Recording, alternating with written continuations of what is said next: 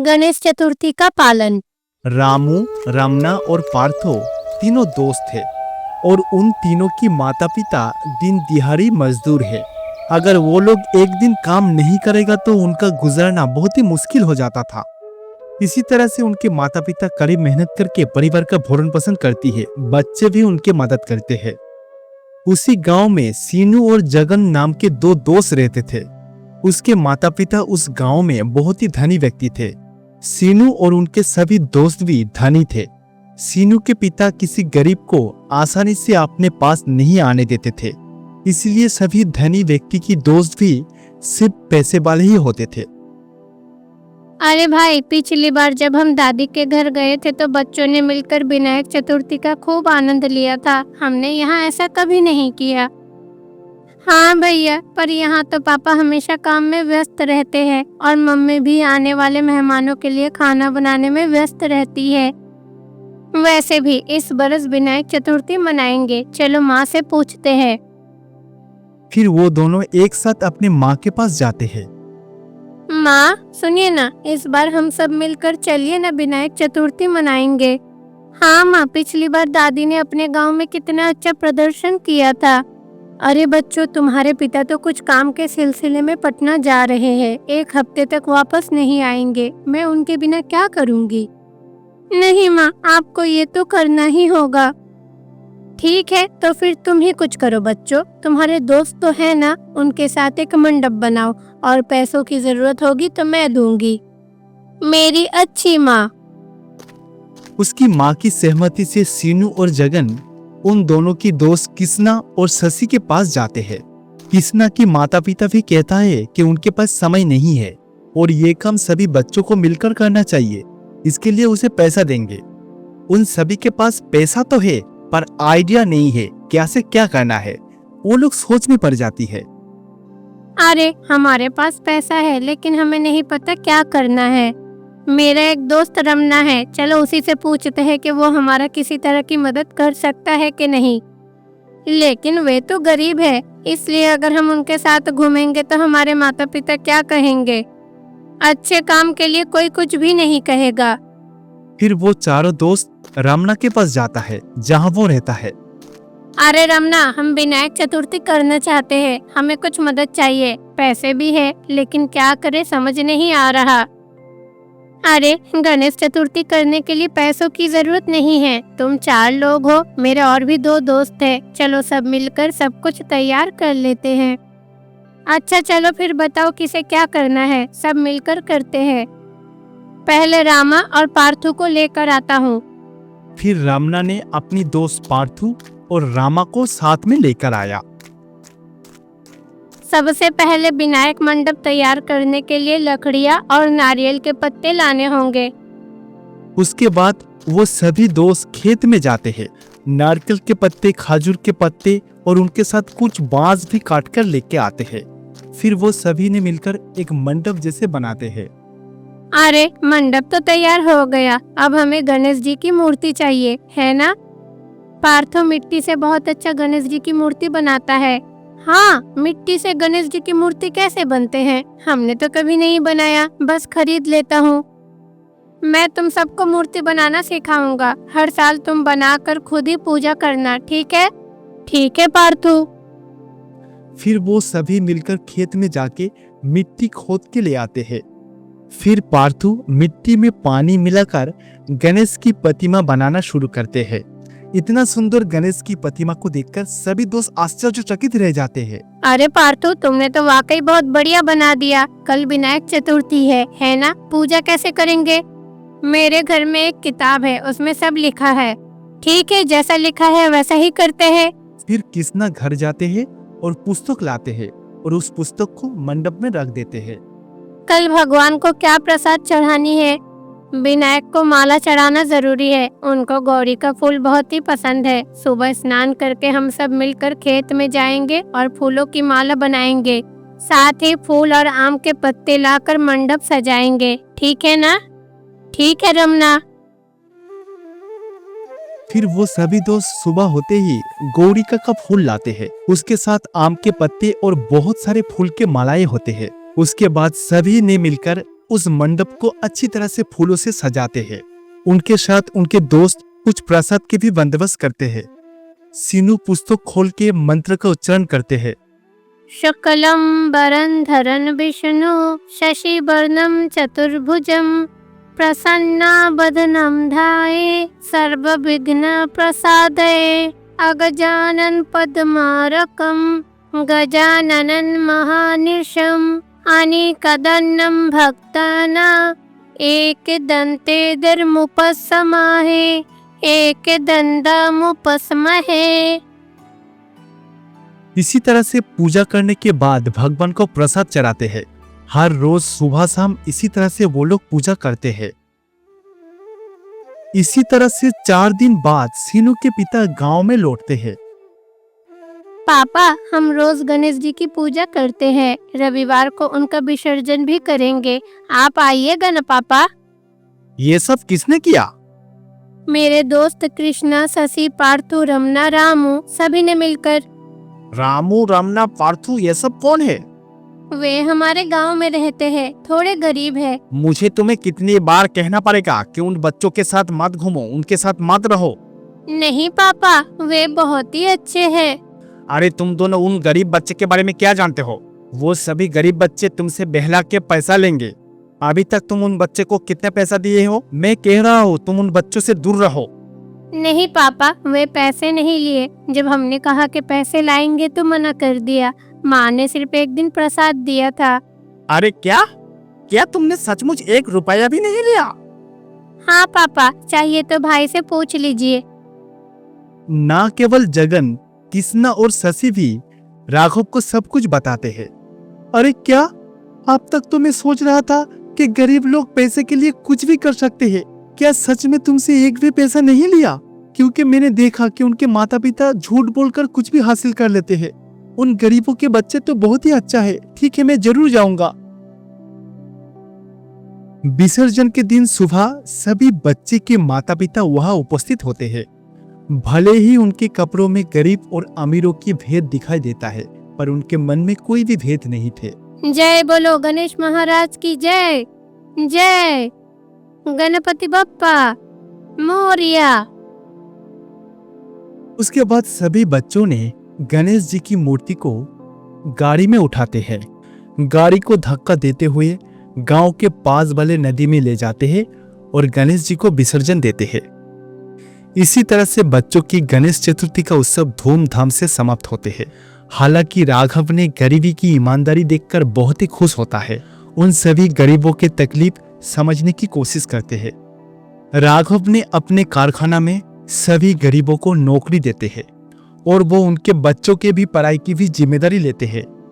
उसके साथ रामू, रमना, पार्थू और उनके माता पिता बहुत खुश होते हैं। सभी गरीब और सभी अमीर एक दूसरे से बहुत ही अच्छे से दोस्त बन जाते हैं और सभी दोस्त एक ही स्कूल में पढ़ते थे।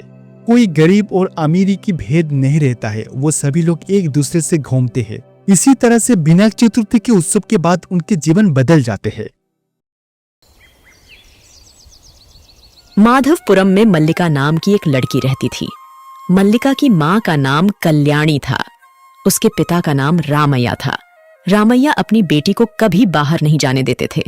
वह उसे किसी से बात नहीं करने देते थे। वह उसके काम की कद्र नहीं करते थे। दुर्भाग्य से मल्लिका अपने पिता से डरती थी। मल्लिका, तुम क्या कर रही हो? और कमरे में भेजा खाना तुमने खा लिया?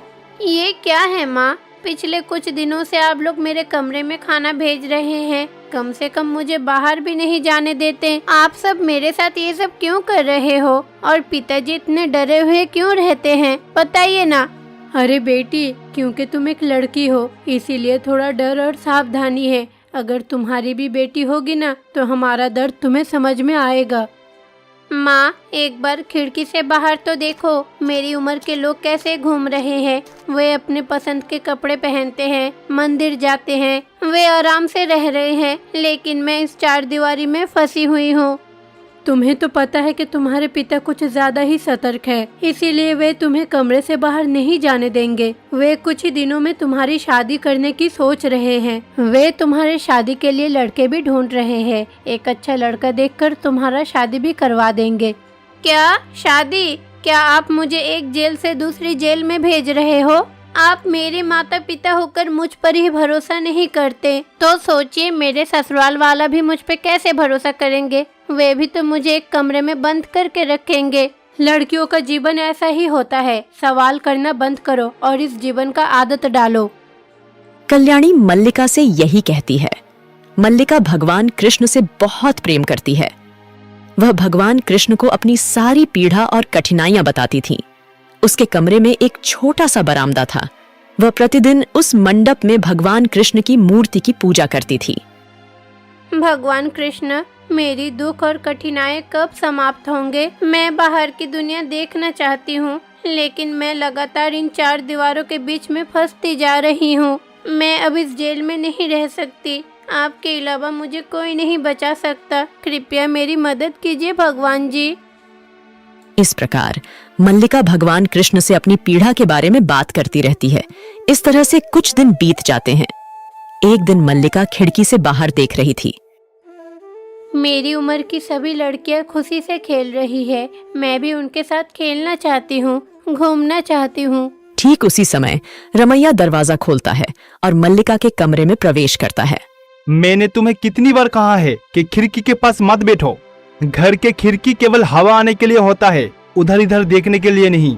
जो भी परिस्थिति हो तुम्हें खिड़की से बाहर नहीं देखना चाहिए। पिताजी, मैं तो बस ऐसे ही देख रही थी, बाहर जाने के बारे में नहीं सोच रही थी। देखो, अगर तुम खिड़की से इधर उधर देखोगे तो मैं क्या कर सकता हूँ तुम जानते ही हो। खिड़की पूरी तरह से बंद कर दूंगा, ना हवा आएगा ना रोशनी आएगा। फिर तुम्हें अंधेरे कमरे में रहना पड़ेगी, ठीक है? रामैया मल्लिका को यह बात बताता है और वहां से चला जाता है। दुर्भाग्यवश मल्लिका बहुत दुखी है। हो सकता है ये कोई असली जेल ना हो, केवल हवा और रोशनी ही आ रही है। अगर वो भी बंद हो गया तो ये असली जेल की तरह ही बन जाएगी। ये क्या है भगवान कृष्ण? हमारे माता पिता को कुछ सद्बुद्धि प्रदान करे। वे मुझे बहुत प्रताड़ित कर रहे हैं। वास्तव में सावधान रहे होंगे, लेकिन उस सावधानी के कारण मैं अपने मानसिक शांति खो रही हूँ। अगर ऐसा ही चलता रहा तो मैं पागल हो जाऊंगी। दुर्भाग्यवश मल्लिका को बहुत कष्ट उठाना पड़ रही है। इस तरह से कुछ दिन बीत जाते हैं। क्या हुआ माँ? आप सुबह से मेरे कमरे में नहीं आए और खाना भी आज बहुत देर से लाए हैं। होली का त्योहार जल्द ही आने वाला है, इसीलिए मैं इसके लिए मिठाइयाँ बना रही हूँ। इसीलिए थोड़ी देर हो गई है। लो, खाना खा के आराम करो।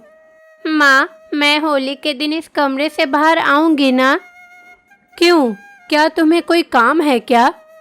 नहीं माँ, कोई काम नहीं है। होली है ना, मैं सबके साथ होली मनाने की सोच रही हूँ। हमारे गांव में भी एक कृष्ण का मंदिर है। मंदिर में होली का उत्सव बड़ी धूमधाम से मनाया जाता है। मेरी उम्र की सभी लड़कियाँ वहाँ होली मनाती है। ठीक है, मैं किसी दिन तुम्हारे पिताजी को इस बारे में बताऊंगी। अगर वे सहमत हुए तो तुम बाहर आ सकती हो, नहीं तो अपने कमरे में ही रहना पड़ेगा। कल्याणी मल्लिका से यही कहती है। क्या रामैया मल्लिका की इच्छा पूरी करेगा? क्या वह मल्लिका को कमरे से बाहर आने देगा? जानने के लिए वीडियो देखें। इसके अलावा चैनल को सब्सक्राइब जरूर करें। सुनिए ना, मुझे आपसे कुछ बात करनी है। मल्लिका कमरे से बाहर आना चाहती है। तो तुम क्या कहने वाली हो? क्या तुम उसे बाहर घुमाओगी? क्या तुम्हें कुछ पता नहीं कि बाहर की परिस्थिति कैसी है? ऐसा बात नहीं है। होली का त्योहार जल्द ही आने वाला है। उस त्योहार के दिन हमारे गांव के कृष्ण मंदिर में होली का उत्सव मनाया जाता है। मल्लिका भी समारोह में शामिल होना चाहती है। बस होली के दिन ही उसे बाहर ले चलते हैं। उस मंदिर में लेकर जाएंगे और अपने पास रखेंगे, फिर उसे घर वापस लेकर आएंगे। अरे नहीं नहीं, बिल्कुल नहीं जाओगे। ऐसे ही बाहर जाते जाते एक बार बाहर जाने की आदी हो जाएगा तो तब मुश्किल हो जाएगा। तब हमेशा बाहर जाने का ही मन करेगा। और जानते ही हो ना, बाहर की दुनिया सच में अच्छी नहीं है, बहुत बुरी है। मैं अपनी बेटी को बाहर कभी नहीं भेजूंगा। मैं 4-5 रंग भेज दूंगा। घर में ही होली का उत्सव मना लेना। यही बात रामैया कल्याणी से कहता है। कल्याणी मल्लिका से भी यही बात कहती है। हे कृष्ण, ये क्या है? मुझे तो त्योहार मनाने का भी मौका नहीं मिला। मैंने सोचा कि इस त्योहार के दिन मैं आपके पास जाऊंगी, पर वो भी नहीं हुआ। मल्लिका को अब मैं बहुत क्या दुख करूं? होती है। होली का त्योहार जल्द ही आने वाला है। अरे मल्लिका, तुम क्या कर रही हो? तुम्हें देखकर लग रही है तुम बहुत ही उदास हो। क्या हुआ? कुछ नहीं पिताजी, आप इस तरह कमरे में क्यों आए और इस तरह धीरे बात क्यों कर रहे हैं? आज तो होली का त्योहार है ना? जाओ बेटी, बाहर जाओ और कुछ समय शांति से बिताओ। तुम्हारी माँ बोल रही थी कि वो आज मंदिर जाएगा, तुम भी अपनी माँ के साथ मंदिर जाओ। अरे कल्याणी, इसे आज मंदिर लेकर जाओ। आज मेरा शहर में कुछ महत्वपूर्ण काम है, तुम लोग जाओ। रामैया कल्याणी और मल्लिका को बताता है और वहां से चला जाता है। लगता है सूर्य देवता आज पूर्व की जगह पश्चिम में उदय हुआ है। अचानक तुम्हारे पिताजी इतने बदल कैसे गए? सब कुछ भगवान कृष्ण का ही कृपा है। पिताजी मान गए ना? चलिए जल्दी मंदिर चलते हैं। इसलिए कल्याणी और मल्लिका दोनों तैयार होकर मंदिर के लिए निकल जाती हैं। कितने दिन हो गए मुझे इस तरह घर से निकले हुए। आज होली का त्योहार है, हर कोई होली मना रहा है। मैं बहुत खुश हूँ। इस तरह वो दोनों बात करती हुई मंदिर जाती है। कृष्णा जी, आपको बहुत बहुत धन्यवाद। आपकी दयालुता के कारण मैं आज घर से बाहर निकल पाई हूँ। मैं भी आपके मंदिर में आ सकी हूँ। मैंने कभी सपने में नहीं सोचा था कि आपके सामने बैठूंगी और इस तरह आपसे बातें करूंगी। इस प्रकार मल्लिका मंदिर में एक दीपक जलाती है। इसके बाद वह वहाँ उपस्थित लोगों के साथ होली का उत्सव मनाती हैं। इसी बीच रामैया वहाँ आ जाते हैं। अरे तुम्हारी इतनी हिम्मत! मैं घर में नहीं हूँ, तुम बाहर निकली हो। मल्लिका, तुम्हें बाहर आने के लिए किसने कहा है? अरे पिताजी, ये क्या है? आपने ही तो मुझे मंदिर जाने के लिए कहा था। जब मैं घर पर नहीं होता तुम बाहर निकलती हो और तुम मुझसे इस तरह से झूठ भी बोल रही हो। नहीं पिताजी, मैं झूठ नहीं बोल रही हूँ। अगर चाहो तो आप माँ से भी पूछ लीजिए। आपने खुद माँ से कहा था कि मुझे मंदिर ले जाए, इसीलिए माँ मुझे यहाँ लेकर आई है। हाँ, आपने खुद ही मुझे बताया था, इसीलिए मैं उसे मंदिर में लेकर आई हूँ। यदि आप मुझे नहीं बताते तो मैं उसे क्यों लेकर आती? कल्याणी जब यह कहती है तो रामैया आश्चर्यचकित हो जाता है। इसी बीच भगवान कृष्ण प्रकट होते हैं। देखो रामैया, मैं वही हूँ जो आपके रूप में आपके घर आया था और उससे कही थी कि मल्लिका को मंदिर ले जाओ। देखो रामैया, आपके डर में कोई बुराई नहीं है, लेकिन आप जो काम कर रहे हो वह उतना भी अच्छा नहीं है। जब तक बाहर राक्षस और बुरे लोग हैं, हमें घर पर बैठने की जरूरत नहीं है। यदि हम अपने काम की उपेक्षा करके घर पर बैठे रहें तो हम अपनी मानसिक शांति खो देते हैं। बाहर आना ही होगा, हमें दुनिया को जानना होगा। किसी के साथ कैसे घुलना मिलना है यह आप तभी समझ पाते हैं जब आप बाहर जाते हैं। आपने अपनी बेटी को इतने सालों तक एक कमरे में बंद करके बहुत बड़ी गलती की। वह सांसारिक ज्ञान से पूर्णतया रहित था, इसलिए आप जो कर रहे थे वह पूरी तरह गलत था। क्या रमैया, मेरी बात समझ में आया? स्वामी, मुझसे बहुत बड़ा गलती हो गया। मैं अपनी बेटी को घर से बाहर इसलिए नहीं निकलने देते क्योंकि बाहरी दुनिया बहुत ही बुरी है। स्वामी, मुझे डर लगता है। अपनी बेटी को अब कमरे में बंद मत करो, उसे दुनिया दिखाओ। विश्व में स्वतंत्रता और न्याय बहाल करें। अगर कोई परेशानी हो तो उसके साथ आपको खड़ा रहना चाहिए। इसका मतलब यह है कि आपको घर पर बैठकर यह नहीं सोचना चाहिए कि कब और किस दिशा से खतरा आएगा। अपने घर तक सीमित रहकर सफलता के शिखर तक पहुंचना असंभव है। इस प्रकार भगवान कृष्ण रामैया को एक अच्छी सलाह देते हैं। इतना ही नहीं, भगवान कृष्ण मल्लिका के साथ होली मनाते हैं। फिर वह सबको आशीर्वाद देता है और वहां से गायब हो जाता है। तब से रामैया मल्लिका को स्वतंत्रता दे देता है।